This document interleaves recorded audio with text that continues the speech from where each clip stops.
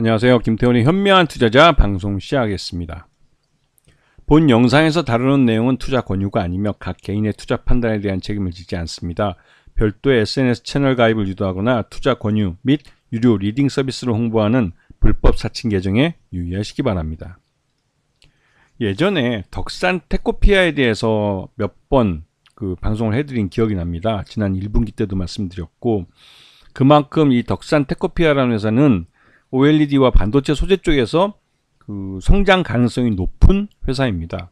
실제로 작년 연말에 이 회사는 큰형과, 그러니까 이 회사 지금 덕산 테코피아 대표가, 이수환 대표가 형과 이제 계열 분리를 통해서 이제 독자 경영을 시작한 상태입니다. 이 부분에 대해서 불확실성이 크지만 나름대로 수완 있게, 이름처럼 수완 있게 사업을 잘 하고 있는 그런 모습을 보여주고 있습니다. 물론 아직까지 덕산 테코피아는 규모의 경제를 달성하지 못해서 적자를 기록하고 있습니다. 이 부분은 기존의 주력 사업인 OLED와 반도체 소재 쪽이 이 고객사 쪽의 이 실적이, 산업 업황이 나빠지면서 예전만큼 이제 수요가 많이 늘지 않아서 발생하는 일인데요. 그러다 보니 지금 전체적으로는 실적이 그렇게 좋지는 않습니다. 여기다가 과거에 발행해 놓은 전환사채가 주식으로 전환되면서 여기서 이벤트적으로 발생한 이 재무적, 그러니까 이 파생상품에 관련된 이벤트성 손실이 크기 때문에 이 부분이 실적을 전체적으로 나쁘게 보이도록 만들고 있죠. 하지만 이 회사는 기본적으로 이 핵심 소재를 만드는 회사이기 때문에 쉽게 망할 수 있는 회사가 아닙니다. 첨단 소재를, 산업 소재를 개발을 하고 이거를 고객사에게 납품을 하기 때문에 한번 고객사의 라인에 이쪽 소재가 들어가기 시작하면 그 라인을 새로 개비하기 전까지는 줄기차게 그 소재가 꾸준히 들어가게 됩니다. 이 말뜻은 진입장벽 자체가 이 양산 기술 속에 녹아있기 때문에 함부로 고객사가 이 소재사를 바꿀 수가 없다는 의미이기도 하죠. 왜냐면 한번 이 소재를 바꾸게 될 경우에는 고객사는 그 양산 라인의 수율을 새로 잡기 위해서 최소한 6개월에서 길면 한 1년 정도 이 시험 생산을 해야 됩니다. 그렇게 해서 수율을 잡을 때에만 그 모회사도, 그러니까 납품을 받는 그 고객사도 수익을 낼 수 있는 그런 구조를 갖고 있기 때문에 그렇죠.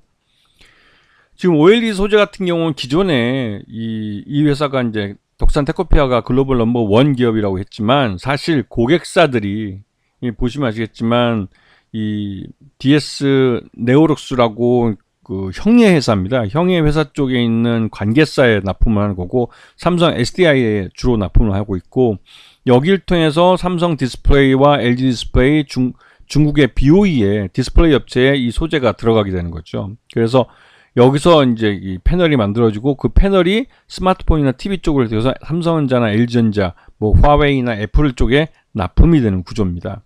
그렇기 때문에 가장 처음, OLED 중간체라고 그러지만 가장 처음 출발점에 있는 핵심 소재라고 할 수가 있는 것이죠. 그리고 지금 2분기, 올해 이제 상반기 실적을 놓고 볼 때 OLED 유기재료 매출액이 전체의 43%, 그 다음에 반도체 소재 쪽이 47%를 차지하고 있습니다. 반도체 업황에 민감할 수밖에 없는 수익 구조를 갖고 있죠. 그 외에도 기타로 나오지만 이 부분이 글로벌 빅파마의 비만 치료제 중간체를 양산해서 납품하기 시작하는 부분하고, 미국의 자회사인 덕산 일렉트라의 IRA법 때문에 2차전지 분리막과 전해액에 대해서 보조금을 수령할 수 있는, 즉 IRA법의 인플레이션 감축법의 수혜주라는 것을 알 수가 있는 것이죠.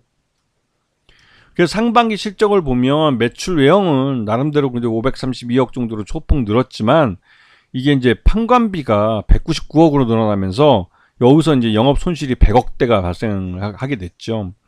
그리고 이거는 이 매출 외형도 그만큼 이 매출 총이익이 나오지 못했기 때문에, 즉 매출 원가가 440억대로 급증하면서 발생한 것이라 원가 관리에 문제가 좀 있는 것 같습니다.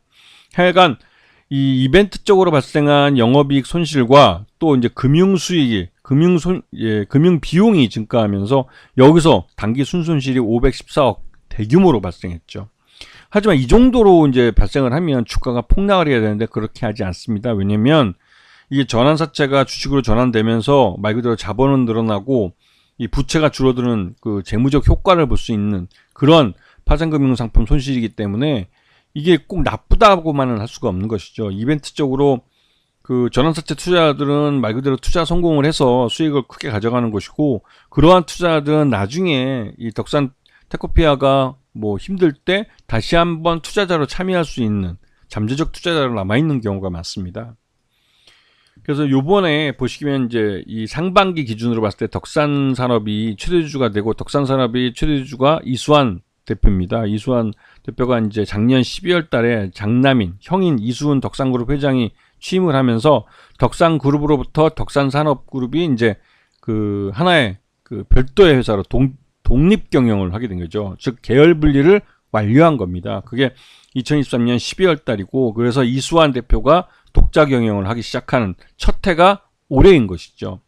이런 경영권이 급격하게 변하고 할 땐 솔직히 좀 불안한 것이 있습니다. 왜냐면 지금 완전히 독자 경영을 처음 하는 첫 해이기도 하고 그런 불안감이 좀 있지만, 나름대로 지금 실적 자체는 그렇게 나쁘게 보이지만 그 내용의 속 내용을 들여다보면 그렇게 나쁘지만은 않아 보이는 회사이기도 하죠.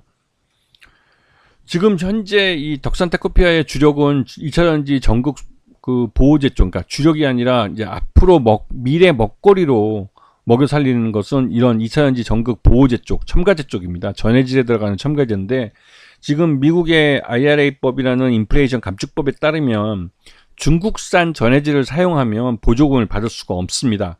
이 말 뜻은 중국산 전해질을 대체할 그 제3국의 것이 필요하다는 건데, 그런 면에서 이 덕산 테코피아는 하나의 대안이 될 수가 있는 것이죠.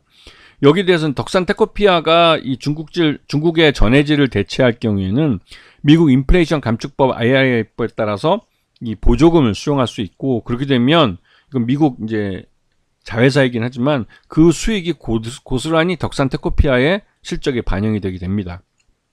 그리고 덕산 테코피아 2차전지 전해액 첨가제 전용 공장이 이번 10월 달에 이제 본격적으로 가동을 시작합니다. 지금 9월 달이기 때문에 이 가동에 대한 기대감이 분명 남아 있고, 이게 양산을 시작을 해서 납품이 시작되면 실적으로 잡히기 때문에 이 덕산 테코피아의 실적 개선 가능성이 높아지고 있는 것이죠.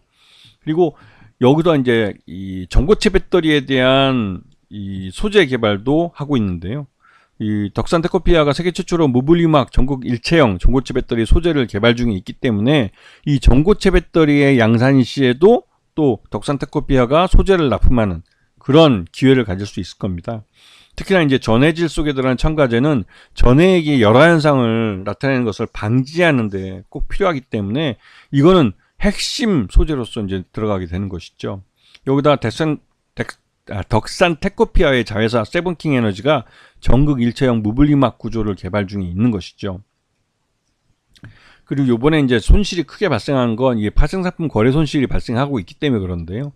이 전환사채를 발행했을 때의 가격과 지금 시장 가격의 이 괴리, 이게 이제 실제로 주식으로 전환이 되면 그 전환된 것에 의해서 평가 손실이 발생하고, 또 전환되지 않고 전환사채로 남아있으면 파생상품 평가 이익이 또 이제 뭐 일부 발생하게 됩니다. 그래서 이 파생상품이 그러니까 어떤 기준으로 이제 평가되느냐에 따라서 평가 이익이 발생하기도 하고 평가 손실이 발생하기도 하는데요.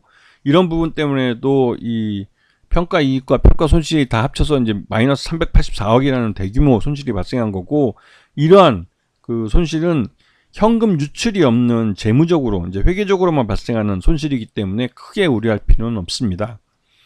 그리고 이제 덕산 테코피아가 의약품 중간체를 또 양산을 하는데요. 이게 이제 공주 신공장에서 비만 치료제 중간체를 양산합니다. 이 비만 치료제는 성장 가능성이 높은 의약품인데, 여기에 중간체를 생산한다는 건 말 그대로 이 덕산 테코피아가 의약품 소재 쪽에도 진출할 수 있는 가능성을 높여주고 있는 것이죠. 이거는 실적 면에서도 그 장기적으로 이 미래 먹거리를 미리 준비하고 있다는 측면에서 긍정적이라고 할 수가 있습니다.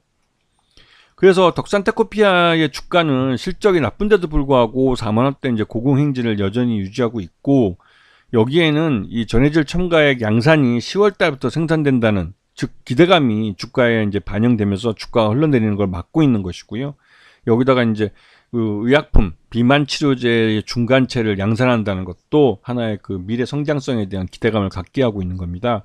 그리고 다만 이게 이제 계열 분리를 한 첫 해년도이기 때문에 이 독자 경영에 대한 불확실성이 좀 남아 있습니다. 그런 우려감이 주가를 끌어올리지 못하고 여전히 이제 그 파생금융 상품 손실 때문에 적자라는 것을 기록하고 있기 때문에 주가의 발목을 잡고 있지만 10월 달부터 전해질 그 첨가액이 신공장을 통해서 생산이 되고 양산이 되면서 납품이 되기 시작하면서 이제 실적에 이제 기표가 되기 시작하면 이 덕산테크노피아의 실적 개선이 빠르게 나타날 가능성이 큽니다. 이런 부분들이 실제로 실적과 연결되는 사안이기 때문에 기대감을 갖게 하는 것이죠.